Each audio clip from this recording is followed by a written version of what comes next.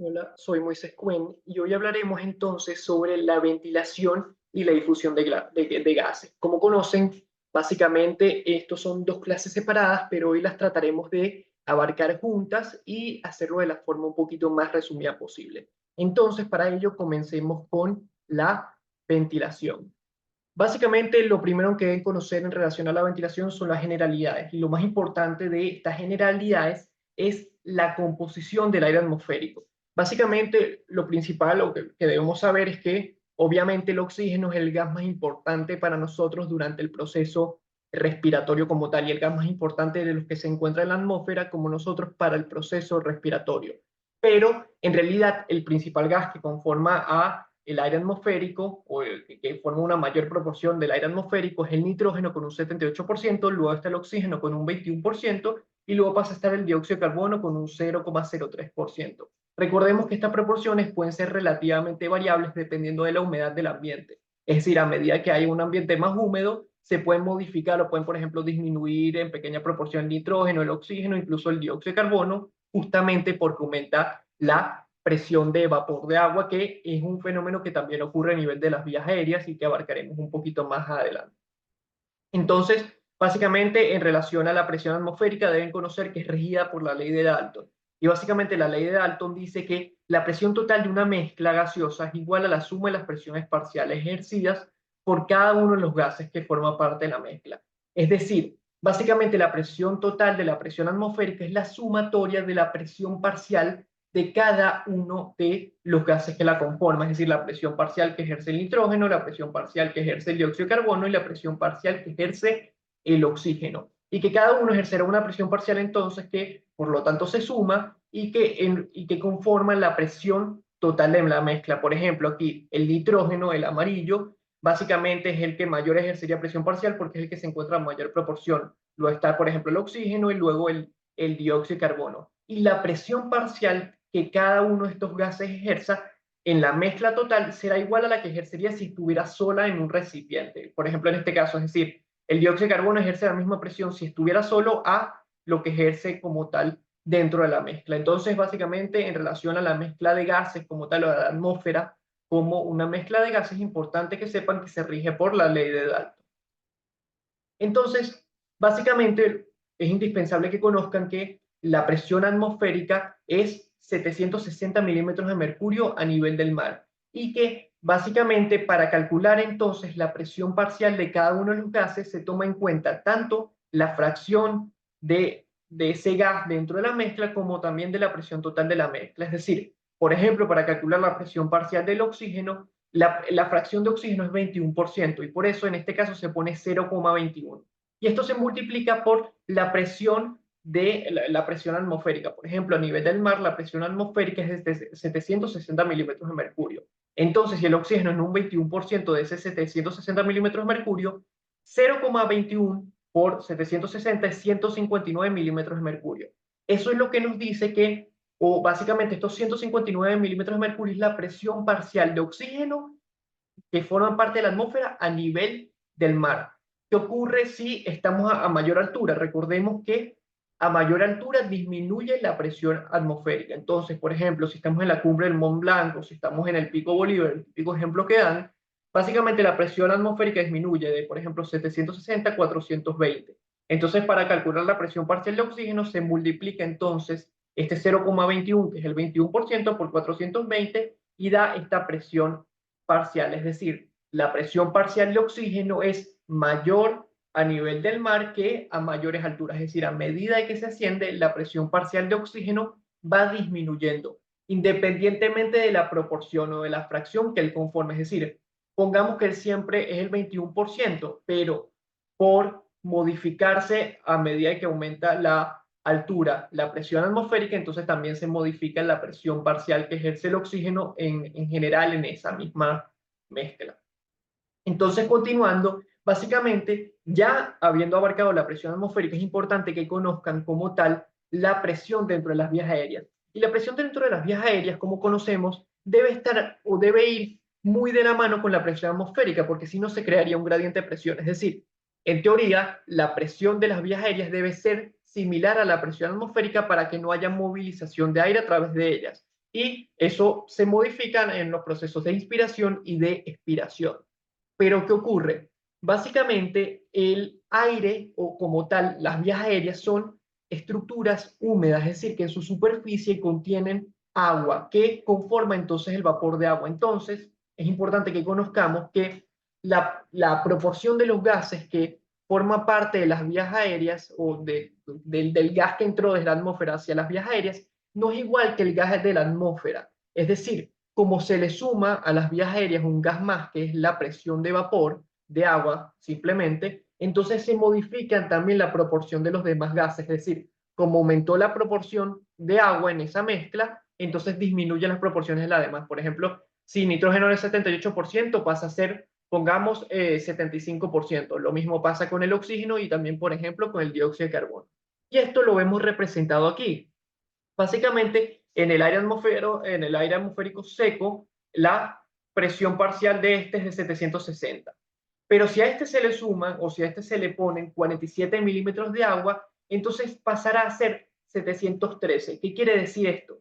Para nosotros poder calcular como tal la presión de oxígeno o la presión parcial de oxígeno a nivel de las vías aéreas, le tenemos que quitar a este aire seco la presión que en este caso ejercería el agua. Es decir, pasamos de 760 milímetros de mercurio a 713 porque se le restan este 47 milímetros de mercurio, que es presión de agua, que es un valor preestablecido y que como tal hace que varíe las presiones de los demás gases que ya conocíamos, es decir, nitrógeno, oxígeno y dióxido de carbono. Entonces, ¿qué vemos? Si en esta presión, si esta presión atmosférica 760 le restamos los 47 presión de agua, obtenemos estos 713. Entonces, para obtener la presión parcial de oxígeno, volvemos a multiplicar por 21% y esto nos permitirá tener 149 milímetros de mercurio. Es decir, a nivel de las vías aéreas, la presión parcial de oxígeno es de 149 milímetros de mercurio, a diferencia de la presión atmosférica, que era 159 milímetros de mercurio, la que ejercía el oxígeno. Y esto es porque a esta mezcla se le sumó un gas más, que es la presión de vapor de agua, que ya ejerce 47 milímetros de mercurio preestablecido, y esto hace que los demás gases disminuyan la presión parcial que ejercen en la mezcla, a pesar de que cuando pasamos, por ejemplo, de 760 a 713, mantenemos la misma proporción. Es decir, en 760 milímetros de mercurio, si esa es la presión a nivel de las vías aéreas, la proporción de oxígeno cuando se le une el vapor de agua va a disminuir. Y por eso lo que hacemos es quitarle a estos 760 los 47 para tener 713 y a esto calcularle los 0,20 o el 21% de oxígeno y poder obtener los 149 milímetros de mercurio que forman, que es la presión parcial de oxígeno a nivel de las vías aéreas. Lo importante que deben conocer es que en el aire atmosférico seco la presión de oxígeno es 759 milímetros de mercurio, mientras que a nivel de las vías aéreas es 149 milímetros de mercurio, justamente porque es un gas húmedo o se le suma un gas de humedad que es la presión de vapor de agua. Entonces es importante también que conozcan que en condiciones basales la ventilación pulmonar como tal es de 6 litros. ¿Por qué? Porque la ventilación pulmonar es la multiplicación del volumen corriente más la frecuencia respiratoria.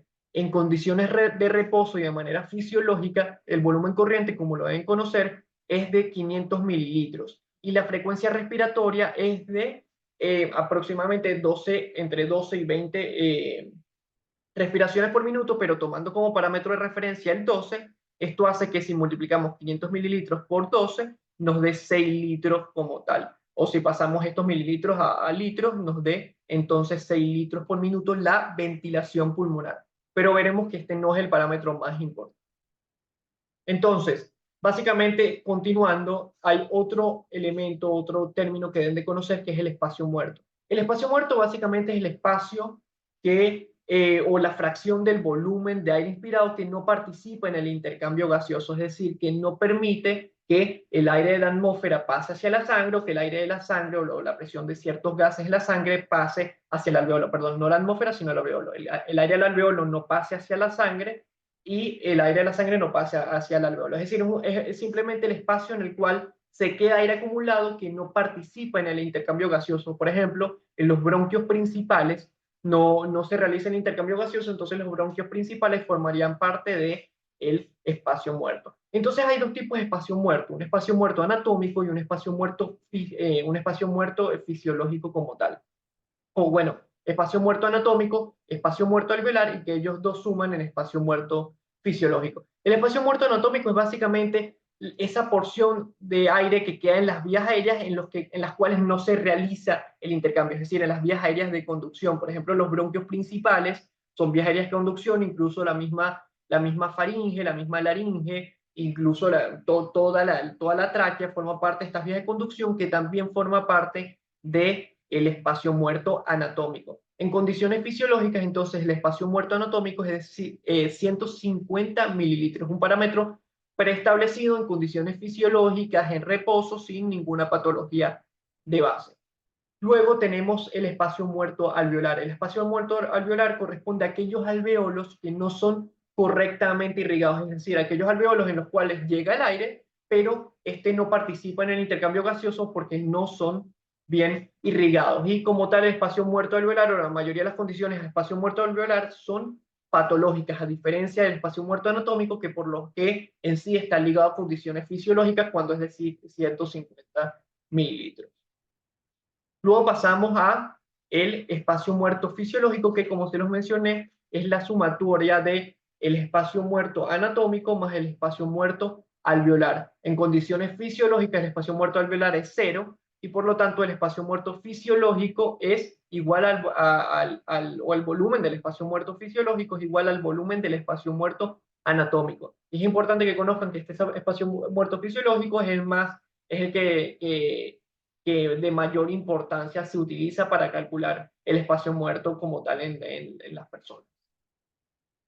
Entonces, continuando, otro término importante que hay de conocer es la ventilación del espacio muerto y básicamente corresponde al volumen de aire que entra y sale del espacio muerto por unidad de tiempo, es decir, por minuto. Y el, la ventilación como tal del espacio muerto es la sumatoria del volumen del espacio muerto por la frecuencia respiratoria. Es decir, a medida de que aumenta la frecuencia respiratoria, aumenta la ventilación del espacio muerto y obviamente a medida que aumenta el volumen del espacio muerto, aumenta la ventilación del mismo.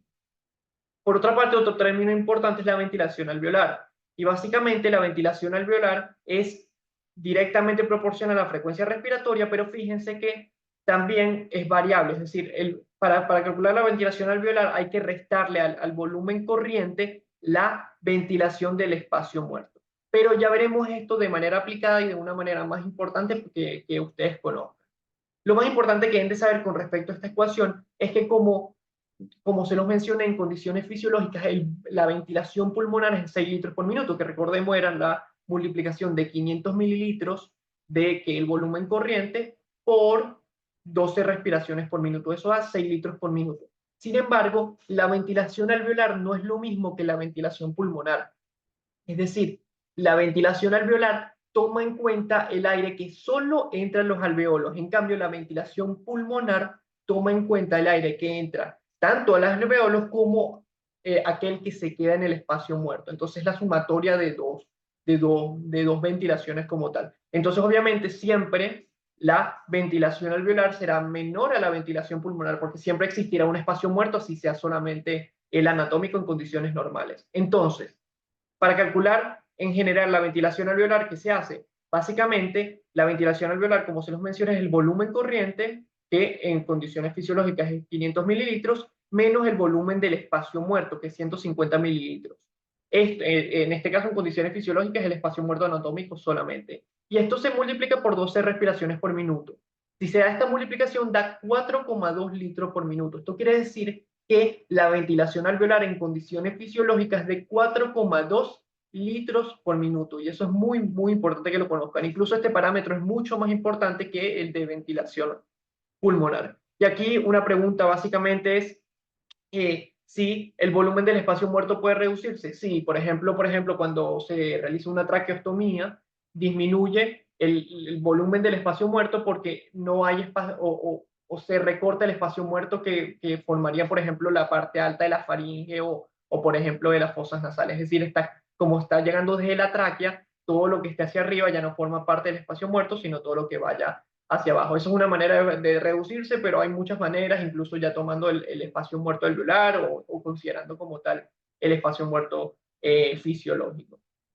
¿Y qué pasa si aumenta la frecuencia respiratoria? Bueno, vimos que si aumenta la frecuencia respiratoria, lo más importante que sepa es que aumenta en mayor proporción la ventilación del espacio muerto en relación a cómo aumenta la ventilación alveolar.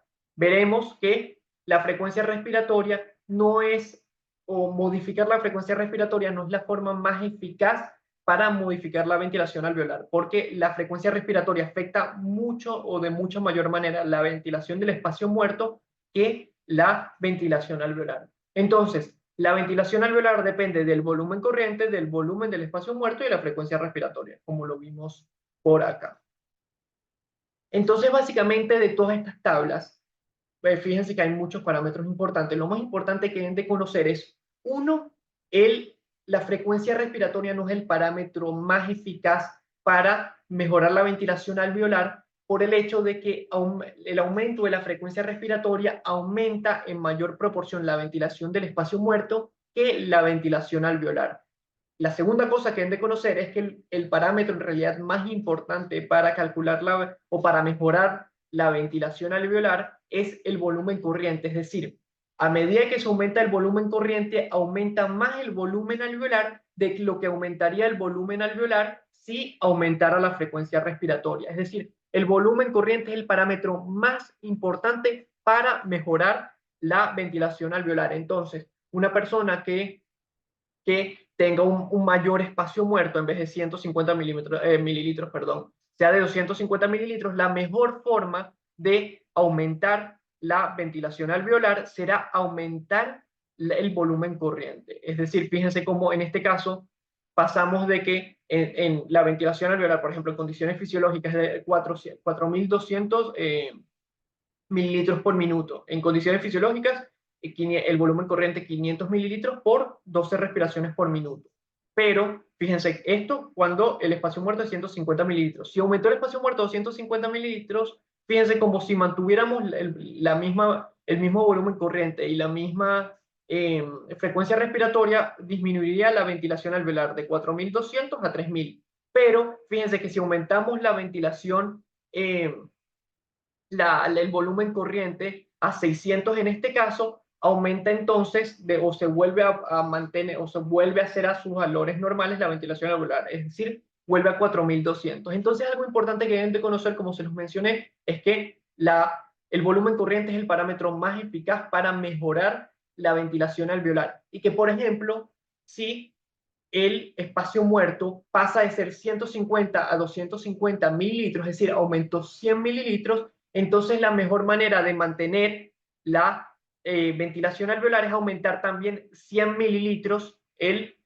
volumen corriente, es decir, si aumentó 100 mililitros el espacio muerto anatómico para mantener, o el espacio muerto fisiológico para mantener la ventilación alveolar de 4.200 mililitros, básicamente se debe aumentar también en 100 mililitros el volumen corriente. Es decir, si aumenta 100 mililitros el espacio muerto, tiene que, para mantenerse la ventilación alveolar, también aumentar 100 mililitros el volumen corriente, en la misma proporción.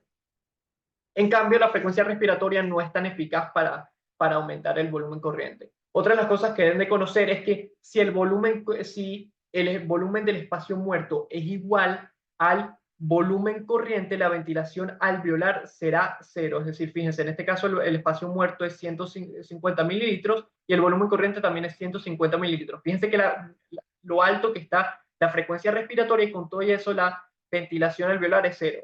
Y eso probablemente esté ligado a que cuando aumenta la frecuencia respiratoria, como las respiraciones son mucho más superficiales, el aire se queda más atrapado a nivel de las vías aéreas que aquel que llega como tal a los alveolos. En cambio, cuando se realizan inspiraciones mucho más profundas, el aire se distribuye desde las vías aéreas hacia los alveolos y esto permite que se realice de manera correcta la ventilación alveolar. Pero sí, hay cosas importantes que hay de conocer con respecto a esto. Es uno, el parámetro más eficaz para mejorar la ventilación alveolar es mejorar el volumen corriente. Dos, el aumento de la frecuencia respiratoria también aumenta la ventilación del espacio muerto, a diferencia del volumen corriente que no afecta tanto como tal o que aumenta más la ventilación alveolar que la ventilación del espacio muerto. Y la otra cosa que han de conocer es que el espacio para que la ventilación alveolar se mantenga, si aumentó el espacio muerto, debe aumentar en la misma proporción el volumen corriente. Eso es muy, muy importante que lo conozcan. Esto sumado a que si el espacio muerto es igual al volumen corriente, entonces la ventilación alveolar será cero. Esas son las 4 cosas más importantes que deben de conocer con respecto a todas estas tablas. Entonces, ya cambiando un poquito el tema, hablemos sobre el trabajo mecánico de la respiración. Básicamente es importante que sepan que el trabajo mecánico de la respiración es el trabajo que deben ejercer los músculos de la respiración para poder realizar el proceso respiratorio como tal. Entonces hay dos tipos de trabajo durante la respiración. Uno es el trabajo elástico y el otro es el trabajo dinámico. El trabajo elástico es un trabajo no dinámico, mientras que el trabajo dinámico es justamente un trabajo dinámico, que es aquel conformado por la resistencia. Ya veremos por qué. Entonces, fíjense, estos dos tipos de trabajo son el trabajo elástico, el trabajo no elástico o que es como tal el dinámico. El trabajo elástico es aquel que, o aquella fuerza o aquel trabajo que deben realizar los músculos respiratorios para vencer la fuerza de retracción, ya sea del pulmón o del sistema toracopulmonar. Recordemos que en volúmenes bajos, la principal fuerza que debe vencer en este caso es el volumen del pulmón, mientras que a volúmenes mayores debe vencer tanto la fuerza de retracción del pulmón como la fuerza de retracción del tórax. Entonces, lo importante es que sepan que a mayor volumen del sistema toracopulmonar, entonces el trabajo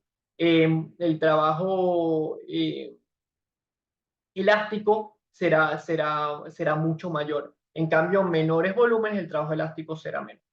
Por otra parte, está el trabajo no elástico. El trabajo no elástico es aquel trabajo o aquel trabajo justamente que es ejercer los músculos de la respiración para vencer todas esas fuerzas todas esas resistencias, todas esas fuerzas de roce, es decir, de la circulación del aire a través de las vías aéreas. Entonces, ¿qué podemos ver aquí que es importante que conozcan? Fíjense, a medida de que aumenta la frecuencia respiratoria, disminuye el trabajo elástico, pero aumenta el trabajo no elástico. ¿Por qué? Porque a medida que a medida que aumenta la frecuencia respiratoria, se modifica menos el volumen pulmonar. Y eso hace que, como los pulmones no se insuflan mucho porque las respiraciones son superficiales, entonces el trabajo elástico disminuya a medida de que aumenta la frecuencia respiratoria. ¿Por qué? Porque las ventilaciones o las respiraciones son más superficiales.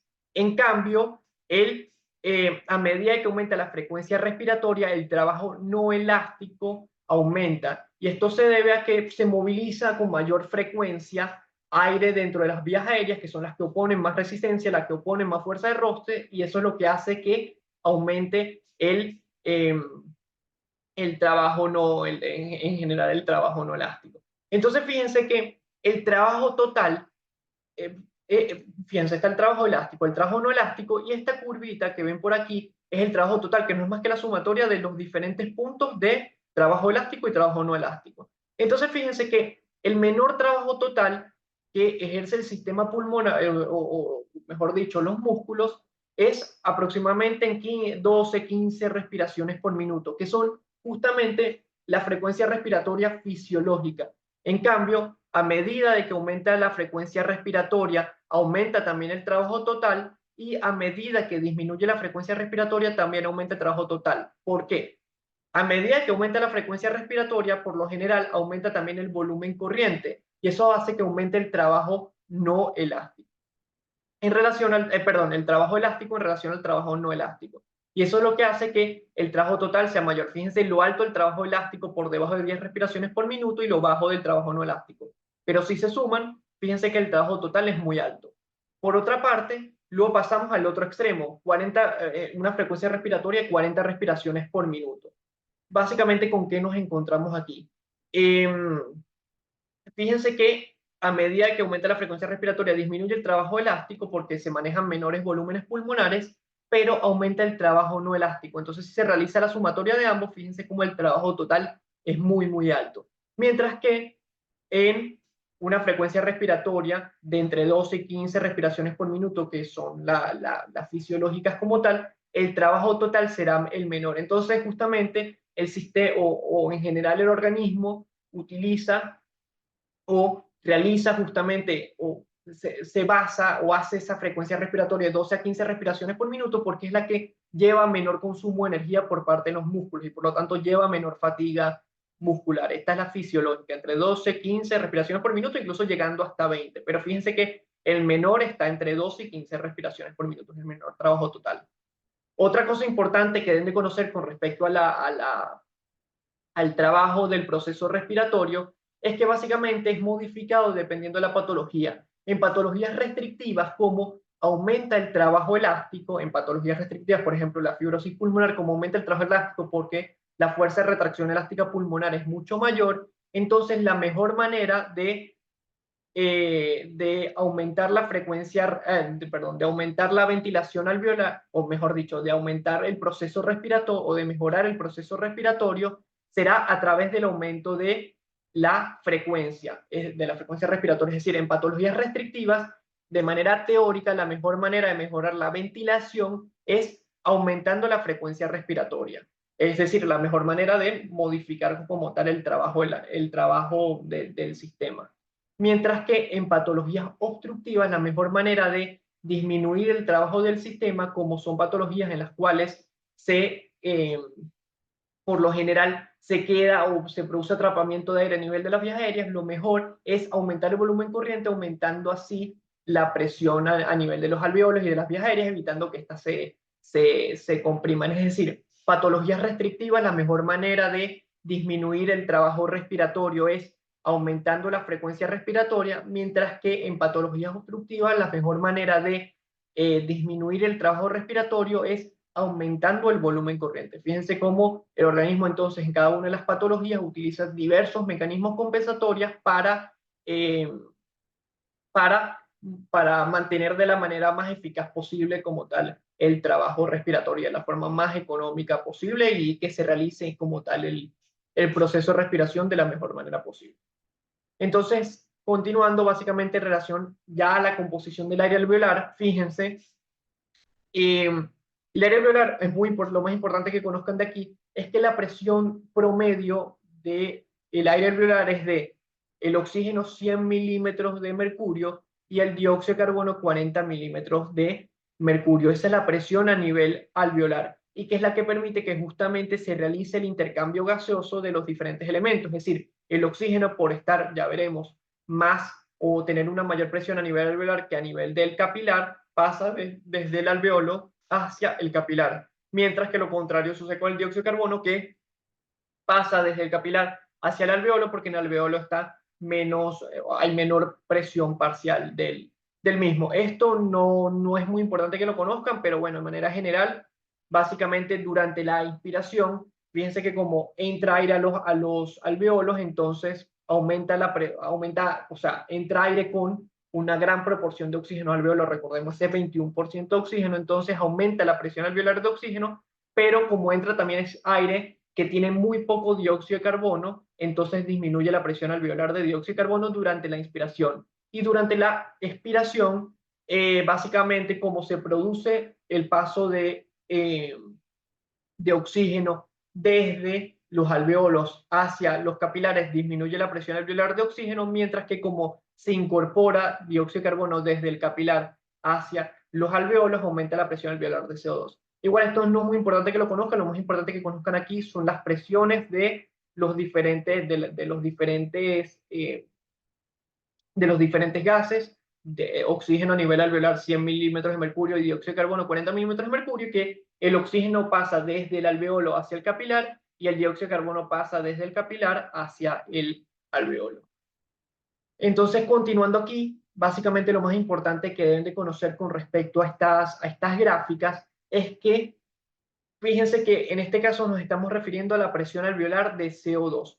¿Cómo se modifica la presión alveolar de CO2? Es decir, la presión alveolar de CO2 en realidad puede ser modificada de dos maneras. Uno, con modificando la entrada de dióxido de carbono desde la atmósfera hacia,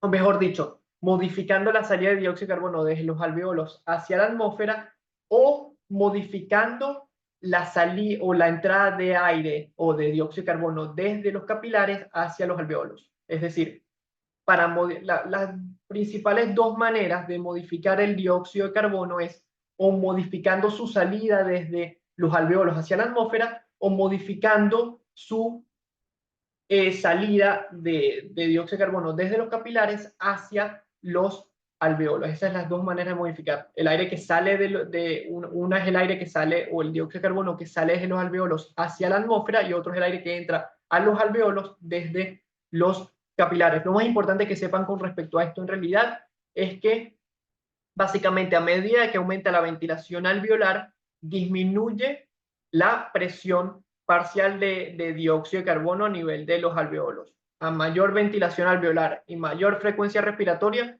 menor presión parcial de dióxido de carbono a nivel de los alveolos. Eso es lo más importante que sepan. Y esto es justamente lo que les mencioné. Fíjense, hay maneras de modificar la presión alveolar de oxígeno, de dióxido de carbono. Una es la producción de dióxido de carbono. A medida que aumenta la producción de dióxido de carbono, hay más dióxido de carbono a nivel de los capilares y por lo tanto hay más paso de dióxido de carbono desde los capilares hacia el alveolo. Entonces esto aumenta la presión alveolar de CO2. Y por otra parte, la otra forma de modificarlo es también la ventilación alveolar. A medida que se aumenta o se modifica la ventilación alveolar, mejor dicho, a medida que se aumenta la ventilación alveolar, disminuye la presión alveolar de dióxido de carbono. Estas son las dos principales maneras, modificando lo que entra y lo que sale o lo que se moviliza desde la atmósfera hacia los alveolos y lo que se moviliza desde los capilares hacia los alveolos. Y lo importante que sepan es que a medida que aumenta la ventilación alveolar, disminuye la presión alveolar de dióxido de carbono. Y bueno, ¿cómo se mantiene estable la presión alveolar de dióxido de carbono? Bueno, modificando entonces, dependiendo de las concentraciones de dióxido de carbono a nivel de la sangre, modificando entonces la ventilación alveolar, ya sea aumentando la frecuencia respiratoria o aumentando el volumen corriente. Y eso lo verán un poquito más adelante en otras clases. Y bueno, ¿qué ocurre si se duplica la ventilación alveolar? Obviamente se disminuye la presión alveolar de dióxido de carbono. En relación al oxígeno, básicamente hay dos maneras principales también de modificar el oxígeno a nivel de los alveolos, la presión alveolar de oxígeno, que en condiciones fisiológicas es 100. Una es aumentando el consumo de oxígeno del organismo y la otra es con justamente la ventilación. Igual lo importante que sepan en relación al oxígeno es que a medida que aumenta la ventilación alveolar, aumenta la presión parcial de oxígeno, a diferencia que con el dióxido de carbono, que a medida que aumenta la ventilación alveolar, disminuía la presión parcial de oxígeno. Y se me olvidó comentarles aquí que, fíjense, la presión alveolar de dióxido de carbono es directamente proporcional al, es inversamente proporcional a la ventilación alveolar y es directamente proporcional al volumen de dióxido de carbono que se moviliza a través de estas vías como tal. Pero lo más importante es que sepan es que la presión alveolar de dióxido de carbono es inversamente proporcional a la ventilación alveolar y directamente proporcional a la producción metabólica de dióxido de carbono. Y bueno, en relación al oxígeno, bueno, aquí se mete, se toma en cuenta el coeficiente respiratorio que condiciones fisiológicas 0,7, que es la relación entre la producción de dióxido de carbono y la de oxígeno, pero lo importante que conozcan en realidad es que a medida que aumenta la ventilación alveolar, aumenta también como tal la presión alveolar de oxígeno. Disminuye la de dióxido de carbono, pero aumenta la de oxígeno. Y bueno, esto es muy similar, básicamente lo importante que ven aquí, fíjense, en condiciones de ejercicio, aumenta o sea, es verdad, sí aumenta la ventilación alveolar, pero fíjense cómo también aumenta la presión parcial de CO2, porque recuerden que hay mayor tasa metabólica, hay mayor gasto metabólico, y esto produce mayor producción de CO2, y esto hace que aumente también la presión alveolar de CO2. Y en relación al ejercicio, también cuando durante el ejercicio, en este caso disminuye la presión alveolar de oxígeno porque hay mayor gasto de oxígeno y a pesar de que se aumente la ventilación.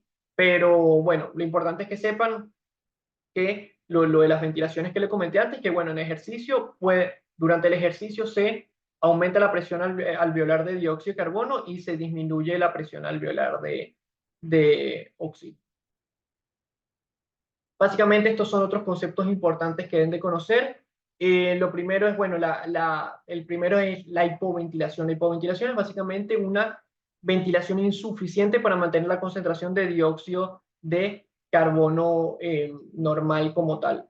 Decimos dióxido de carbono porque el dióxido de carbono, como lo verán mejor o como lo verán en otras clases en relación a procesos de acidosis y alcalosis, es el que más afecta el pH y es el que más es regulado. Es decir, el dióxido de carbono es el gas que forma parte de la sangre que más es regulado, mucho más que el oxígeno, e incluso el organismo es mucho más sensible a las variaciones de dióxido de carbono que a las variaciones de oxígeno. Por eso se dice que una hipoventilación es una ventilación insuficiente para mantener una concentración de dióxido de carbono normal. Y se caracteriza por una reducción de la presión alveolar de oxígeno o presión arterial de oxígeno y un incremento de la de dióxido de carbono. La hipercapnia es básicamente, deben conocer estos valores, los valores normales de dióxido de carbono son entre 35 y 45 milímetros de mercurio a nivel de la sangre.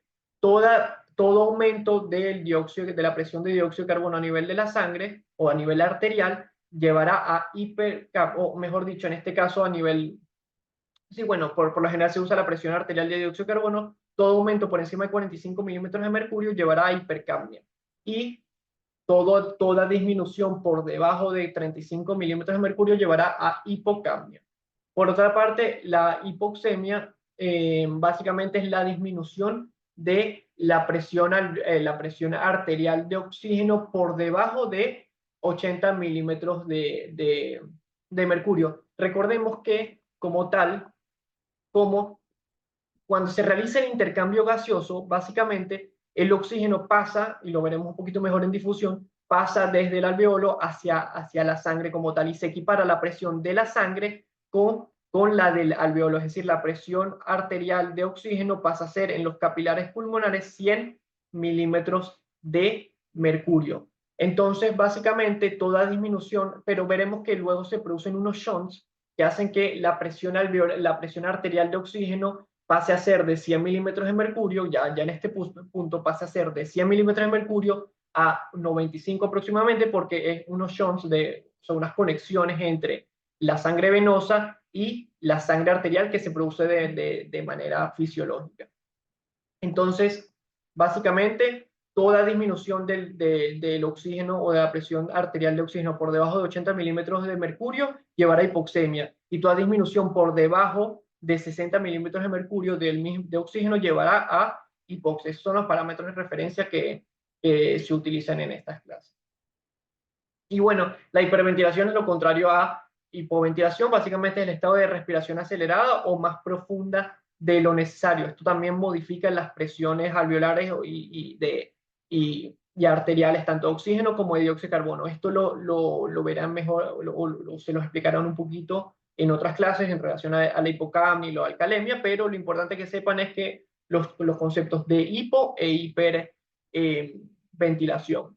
Y básicamente, por lo general, la hipoventilación se produce también en condiciones patológicas, cuando no se puede, por ejemplo, respirar lo suficiente, cuando hay ciertas patologías restrictivas que no permiten respirar lo suficiente, y por ejemplo, una hiperventilación puede ser producida, por ejemplo, por un estado de ansiedad. Y la hiperventilación, por lo general, lleva a una disminución del dióxido de carbono y a un aumento del oxígeno. Por eso aquí está el concepto de hipocapnia. Hipoventilación produce hipercapnia y hipoxia o hipoxemia, es decir, aumento del dióxido de carbono y disminución del oxígeno, mientras que la hiperventilación produce lo contrario, disminución del dióxido de carbono y aumento del oxígeno.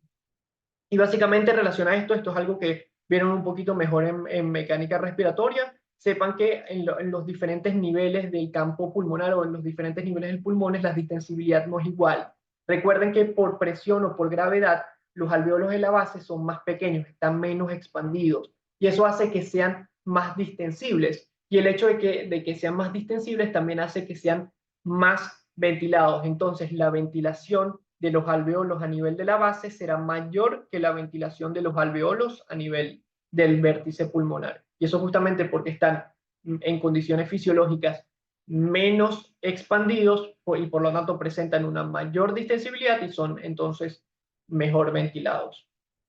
Y bueno, básicamente lo importante que deben de ver en esta imagen es que esta es una muestra de cómo se realiza el intercambio de gases. Fíjense que a nivel de la sangre venosa llega oxígeno con una presión de 40 milímetros de mercurio y llega dióxido de carbono con una presión de 46 milímetros de mercurio. Entonces, cuando entra en contacto con los alveolos que tienen una presión de oxígeno de 100 y una de dióxido de carbono de 40, básicamente la presión de estos capilares se iguala a la presión alveolar y eso hace que la presión de oxígeno sea 100 y la presión de dióxido de carbono pase de 46 a 40. Esto porque el dióxido de carbono sale por gradiente de presión desde los 46 hasta los 40, es decir, sale desde el espacio el espacio desoxigenado del capilar hacia el alveolo y el oxígeno, lo contrario, pasa desde el alveolo hacia, por gradiente de presión de 100 a 40, pasa desde el alveolo hacia el capilar. Y eso es lo que permite como tal intercambio gaseoso, es decir, la presencia de diferentes presiones en cada uno de los elementos tanto de los capilares como de los alveolos. Y bueno, aquí ponen el oxígeno entre 100 y 95 por el hecho bueno, como se los mencioné, desde esta sangre venosa se producen shunts hasta esta sangre arterial que sin producirse intercambio gaseoso, entonces se combina esta sangre venosa con sangre arterial en pequeña proporción y eso es lo que hace que disminuya el, el oxígeno o la presión parcial de oxígeno a nivel arterial de 100 a 95. Y la de dióxido de carbono se mantiene igual por el hecho de que, igual al alveolar, justamente, por el hecho de que del dióxido de carbono es mucho más regulado a nivel del organismo, es decir, pequeñas variaciones del dióxido de carbono llevan a grandes variaciones en la ventilación pulmonar, justamente porque es un elemento que varía mucho el pH y por lo tanto el organismo es muy sensible a las variaciones del mismo. Y bueno, aquí hay una pequeña pregunta y dice si aumenta el espacio muerto, ¿cómo será la presión de dióxido de carbono en el aire expirado? Fíjense, todo aumento del espacio muerto disminuirá el intercambio de gases entre los alveolos y como tal la sangre. Entonces habrá, como la presión atmosférica tiene una presión de dióxido de carbono muy baja, entonces la presión expirada de oxígeno, perdón, de dióxido de carbono en personas que tienen mayor espacio muerto será menor. Es decir, básicamente, como hay mayor aire que no realiza el intercambio gaseoso, que es lo que hace que aumente el dióxido de carbono a nivel de los alveolos, entonces esto hace que el dióxido de carbono esté disminuido a nivel de los alveolos o a nivel de las vías aéreas y por lo tanto esto hace que el aire expirado en una persona que tiene un mayor espacio muerto tenga menor proporción o menor presión de dióxido de carbono. A mayor espacio muerto, menor será la presión del dióxido de carbono en el aire expirado. ¿Por qué? Porque este aire expirado se parecerá más al aire de la atmósfera que al aire arterial y al aire capilar. Y el aire capilar, recordemos que tiene mayor proporción de dióxido de carbono que el de la atmósfera. Entonces, por eso justamente en una persona que tiene mayor espacio muerto, la presión de dióxido de carbono expirado será menor a diferencia del oxígeno que será mayor. Eso es muy, muy importante que lo conozcan. Entonces, bueno, ya habiendo terminado con ventilación, hablemos sobre la difusión de gases. Para ello, hablemos generalidades. Lo más importante que deben de saber es sobre la barrera hematogaseosa, que los 5 principales elementos que la conforman son el epitelio alveolar, la membrana basal del epitelio y el espacio intersticial, que por lo general debe ser casi inexistente en condiciones fisiológicas para que se realice bien el intercambio gaseoso. Por otra parte, la membrana basal del endotelio capilar y finalmente el endotelio capilar. Aquí pone espacio intersticial subrayado porque, bueno, primero por el hecho de que debe ser en condiciones fisiológicas tan estrecho que casi sea inexistente. Y 2, porque un aumento del mismo lleva también a modificaciones del proceso de difusión de gases muy, muy importantes. Ya veremos por qué. Entonces, bueno, esto es un poquito más de lo que estamos hablando. Esto es la manera en cómo se realiza la difusión de gases. Fíjense que el dióxido de el oxígeno pasa desde, desde los alvéolos hacia la sangre capilar y el dióxido de carbono es de la sangre capilar hacia los alvéolos. Y de esta manera se realiza el intercambio gaseoso. Todo esto por los gradientes de presión que les mencioné antes. Y justamente este intercambio se realiza justamente para igualar las presiones que llegan a nivel de, en este caso, arteria pulmonar y que tiene una presión de oxígeno de 40 en relación a los 100 del alveolo y la del dióxido de carbono que tiene 46 en relación a los 40 del alveolo. Entonces, eso es básicamente lo que habíamos mencionado un poquito antes. Y bueno, entonces hablemos de algo muy, muy importante, que son los factores que determinan la transferencia alveolo capilar de los gases. Existen tres principales factores. Uno es la velocidad de difusión del gas, otro es la velocidad de perfusión de la sangre y el otro es el volumen de sangre a nivel de la superficie de intercambio. Es decir, a mayor volumen de, por ejemplo, comenzando con a mayor volumen de sangre, la superficie de intercambio, mayor será la probabilidad de que, o la modificación de los gases, por ejemplo. Mientras más sangre se movilice a nivel de las arterias, por ejemplo, de las arterias o en general de los capilares, más se verá modificada el paso de oxígeno desde los alveolos hacia el capilar y de dióxido de carbono desde el capilar hacia el alveolo. Igual veremos esto un poquito mejor más adelante. Y la velocidad de perfusión de la sangre. A medida que aumenta la velocidad de perfusión de la sangre, menor será la probabilidad de que se realice el intercambio gaseoso. Igual también lo mencionaremos mejor más adelante. Comencemos hablando sobre la velocidad entonces de difusión del gas. Básicamente la velocidad de difusión del gas se fundamenta en la ley de Fick. La ley de Fick describe que el volumen de gas que se difunde por unidad de tiempo es directamente proporcional al coeficiente de difusión del gas, ya veremos qué es esto, directamente proporcional al gradiente de presión de este gas y también directamente proporcional al área de superficie de intercambio. En cambio, es inversamente proporcional al grosor de la membrana, es decir, a medida que mayor es el coeficiente de difusión del gas, a medida que aumenta el área de superficie de intercambio, disculpe, y a medida que aumenta el gradiente de presión del gas, aumentará el volumen de gas que se difunde por unidad de tiempo. En cambio, a medida que aumenta el grosor de la membrana, es decir, por ejemplo, a medida que aumenta el intersticio, menor será el volumen de gas que se difunde por unidad de tiempo. Entonces, de esta manera, la velocidad de difusión de gas depende de tres factores. Uno es las características del gas, que es justamente el coeficiente de difusión del gas. Otro es las características de la barrera entre las dos áreas, es decir, la relación entre área, superficie de intercambio y grosor de la membrana y finalmente del gradiente de presión. Entonces, comenzando con el gradiente de presión de los gases, fíjense cómo básicamente a nivel alveolar 100 es la presión de oxígeno, 40 es la de dióxido de carbono. A nivel de la sangre venosa que llega a través de la arteria pulmonar, básicamente, y estén muy pendientes de esos. Cuando les pongan arteria pulmonar, recuerden que la sangre que llega a través de la arteria pulmonar, del componente arterial, es desoxigenada en este caso, mientras que la que va por la vena pulmonar o los afluentes de la vena pulmonar es sangre oxigenada. Eso es importante que lo tengan en cuenta. Es decir, sangre que sería en realidad como una sangre arterial. Entonces, básicamente, continuando con esto, fíjense cómo se crea un gradiente de presión. El gradiente de presión del oxígeno es mucho mayor que el de dióxido de carbono. Fíjense que la presión de oxígeno a nivel de los alvéolos es de 100 milímetros de mercurio, mientras que a nivel de la sangre venosa es de 40. Entonces existe una gradiente de presión de 60 milímetros de mercurio que permite el paso de oxígeno desde los alvéolos hacia la sangre. Y en cambio el dióxido de carbono básicamente es lo contrario.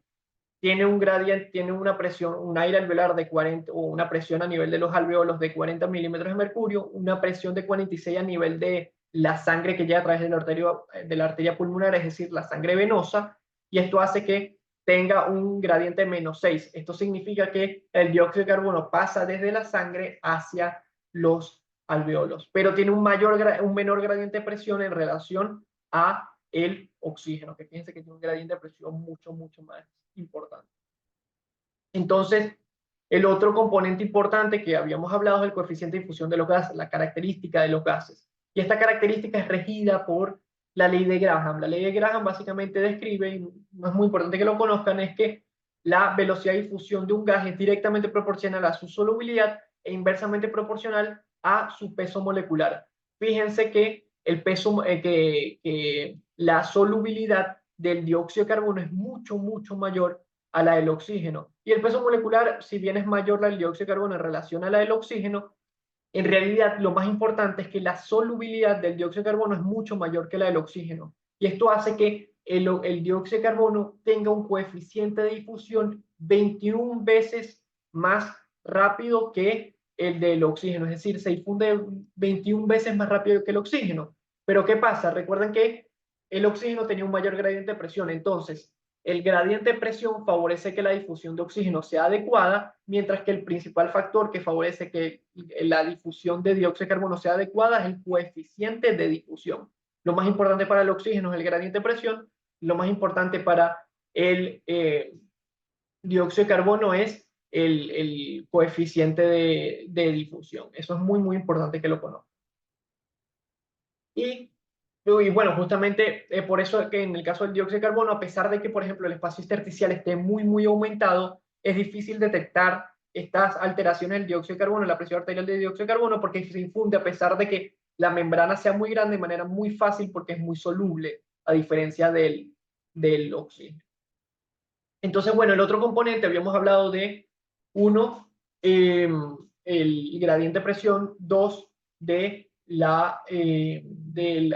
en general las características del gas, es decir, del coeficiente de difusión, y el otro, recuerdan que era área de superficie de intercambio entre grosor de la membrana, es decir, las características como tal de la membrana. Lo importante que deben de conocer es que, por ejemplo, el grosor de la membrana es el elemento que disminuye eh, la velocidad de difusión de los gases, es decir, a medida que aumenta el grosor de la membrana, menor será la velocidad de difusión de los gases. Entonces, una persona que tenga edema pulmonar o una persona que tenga fibrosis pulmonar, en ambos casos se aumenta eh, el grosor de la membrana como tal y eso hace que, por lo tanto, disminuya la velocidad de difusión de los gases. En cambio, por ejemplo, en condiciones normales, por ejemplo, eh, la superficie de intercambio aumenta o permite que la velocidad de difusión se mantenga. Pero en el caso de pacientes enfisematosos, recordemos que como se destruyen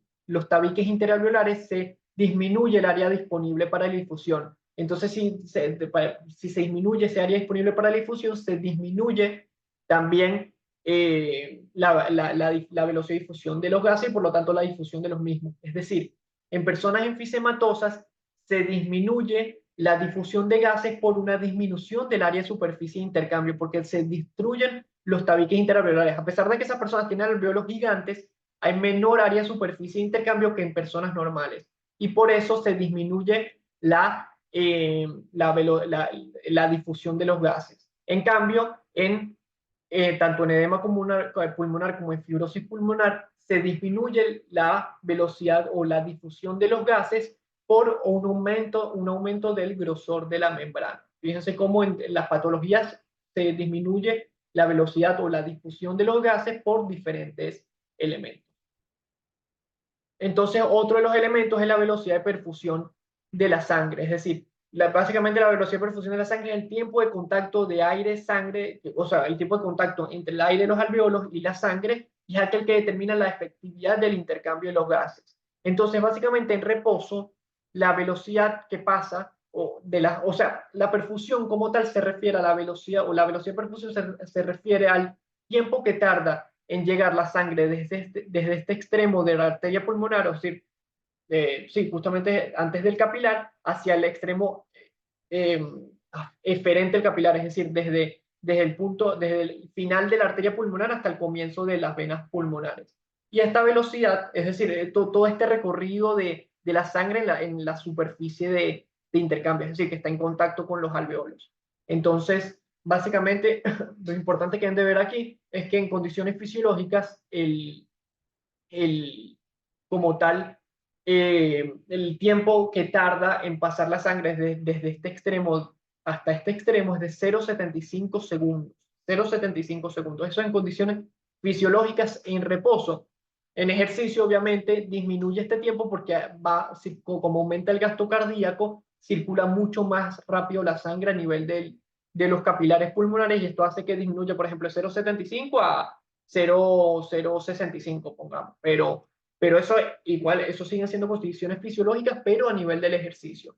Pero ya veremos cómo afecta esto como tal la difusión de los gases. Fíjense, básicamente lo importante que vean aquí es que, como se dan cuenta, este 0,75 corresponde, que serían estas dos líneas rojas, corresponde básicamente a el punto o el tiempo que tarda la sangre en circular de un extremo hacia el otro, como lo habíamos mencionado. Y fíjense cómo tanto el oxígeno como el dióxido de carbono alcanzan su equilibrio antes de este 0,75, es decir, el oxígeno alcanza su equilibrio entre el alveolo y la sangre, es decir, se iguala la presión parcial de oxígeno en relación de la sangre, del alveolo en relación con la sangre en 0,33 segundos. Fíjense que es mucho más rápido lo que es la velocidad de perfusión, es decir, en reposo en condiciones fisiológicas el oxígeno siempre llegará a o siempre, sí, siempre encontrará su equilibrio. Reaccionar a los alveolos y el extremo y la sangre como tal. Y el dióxido de carbono es muy parecido, pero en este caso el dióxido de carbono alcanza su equilibrio en 0,15 segundos. O sea, en vez del oxígeno lo alcanza en 0,33 segundos, el dióxido de carbono lo alcanza en 0,15 segundos. Fíjense que ambos lo hacen mucho más rápido de lo que es la velocidad de perfusión de la sangre. Esto hace que en reposo, tanto en reposo incluso como en ejercicio, en condiciones fisiológicas, siempre se realice o siempre los gases alcancen su equilibrio entre los alveolos y la sangre como tal que pasa a nivel de los capilares. Esto es en condiciones fisiológicas, tanto en reposo como en ejercicio. Y fíjense que tienen un amplio margen ambos. El oxígeno es 0,45, es decir, entre 0,75 y 0,3 hay 0,45 y por lo tanto tiene un margen de 0,45 segundos. Y mientras que el dióxido de carbono tiene un margen altísimo también, en este caso de 0,60 segundos. Pero ambos en condiciones fisiológicas, tanto en reposo como en ejercicio, alcanzan su equilibrio entre el alveolo y la sangre. Entonces, fíjense, estos son casos patológicos. En condiciones fisiológicas, fíjense cómo en este caso está hablando de la presión arterial de oxígeno. Y fíjense cómo en condiciones fisiológicas, básicamente en reposo, que es esta primera línea de aquí, bueno, fíjense que aquí tenemos dos líneas verticales importantes. Una que es en reposo, que es el 0,75, que es la velocidad de perfusión en reposo, y otra en ejercicio, bueno, en este caso 0,3. Fíjense cómo aumentó mucho la velocidad de perfusión en ejercicio. Entonces, fíjense cómo en condiciones fisiológicas, tanto en reposo como en ejercicio, ambos alcanzan su equilibrio. Pero hay patologías en las cuales la persona alcanza su equilibrio en reposo, pero cuando aumenta la velocidad de perfusión, por ejemplo en ejercicio, no alcanza su equilibrio. Y hay otro tipo de personas, otro tipo de patologías aún más graves que no alcanzan su equilibrio ni en reposo ni en ejercicio, de tal forma que se produce hipoxemia en ambas fases. Y estas son fases patológicas. En condiciones fisiológicas, eh, el organismo siempre alcanza su volumen, o en general los gases alcanzan su equilibrio entre los alveolos y la sangre, tanto en reposo como en ejercicio. Lo único que pudiera modificar un poco esto sería, por ejemplo, a mayores alturas, que a veces durante el ejercicio, incluso en personas sanas, no se alcanza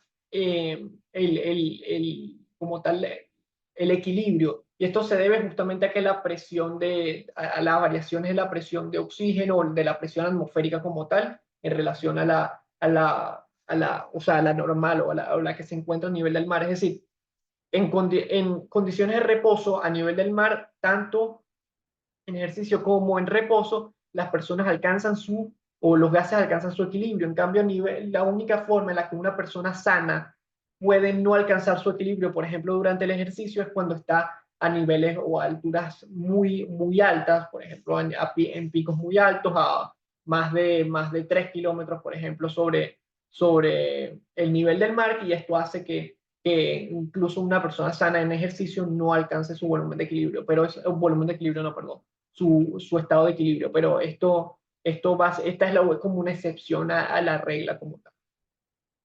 Y bueno, otra cosa importante que deben de saber, y para terminar ya, es que existen también, como conocemos, otros gases que pueden existir a nivel de la atmósfera. Por ejemplo, derivados del nitrógeno o, por ejemplo, el monóxido de carbono. Básicamente, lo más importante que deben de saber con respecto a ellos, hay unas gráficas buenas de la perfusión y la difusión de ellos, pero lo más importante que deben de saber es que ambos son gases que se difunden de manera muy fácil a nivel de los alveolos y que alcanzan su volumen de equilibrio, algunos sí, otros no. Por ejemplo, el oxígeno básicamente es, la difusión o como tal, el oxígeno, paso de oxígeno desde los alveolos hacia la sangre es limitada tanto por la difusión como por la perfusión. Por una parte es limitada por la difusión porque el oxígeno es muy poco soluble y por otra parte es limitada por la perfusión eh, porque como tal, el pulmón, como en la velocidad de perfusión fisiológica, básicamente el oxígeno alcanza su volumen de equilibrio, por eso es limitada por la perfusión también. Pero ¿qué ocurre con otros gases? Por ejemplo, derivados del nitrógeno no son limitados por la velocidad de, de perfusión o difusión, o sea, no son limitados por ambas velocidades, sino solo por una. Pongamos el ejemplo del monóxido de carbono. El monóxido de carbono nunca alcanza su volumen de equilibrio a nivel de la sangre, o sea, nunca ejerce presión parcial a nivel de la sangre arterial porque o sea, a nivel de la sangre capilar, porque siempre se une a la hemoglobina. Recuerden que la presión parcial a nivel de la sangre es ejercida no por el gas que está unido a la hemoglobina, sino por el gas que está libre en la sangre. Entonces, por ejemplo, el monóxido de carbono, como se une con tanta afinidad a la hemoglobina, nunca alcanza su volumen de equilibrio, de tal forma que la limitante el paso de monóxido de carbono desde los alveolos hacia la sangre no es la perfusión porque nunca alcanza su volumen de equilibrio, sino más bien la difusión, porque si tuviera una velocidad de difusión mucho más rápida, incluso se pasara mucho más monóxido de carbono desde los alveolos hacia la sangre.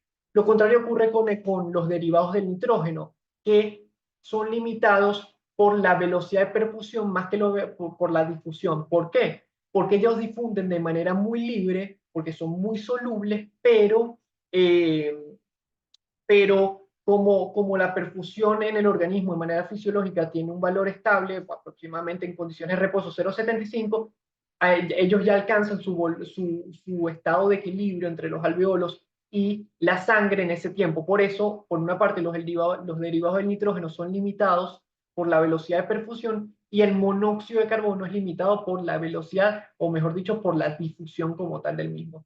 Hay unas pequeñas grafiquitas de esto, pero lo importante es que conozcan qué limitan a cada uno y en el caso del oxígeno, el verdadero limitante como tal, o los verdaderos limitantes son tanto la difusión como la perfusión. Uno, porque alcanza su presión, equilibra la presión.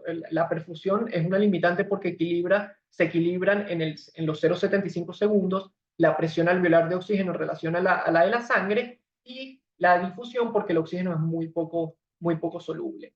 Entonces, bueno, básicamente esto es lo más importante que deben de conocer en relación a las clases de ventilación y difusión de gases. Si tienen alguna pregunta, me la pueden hacer y se las recibo muy bien. Fíjense, la principal bibliografía es la clase de la profesora Monbrum. Entonces, bueno, básicamente es eso y bueno, muchas gracias.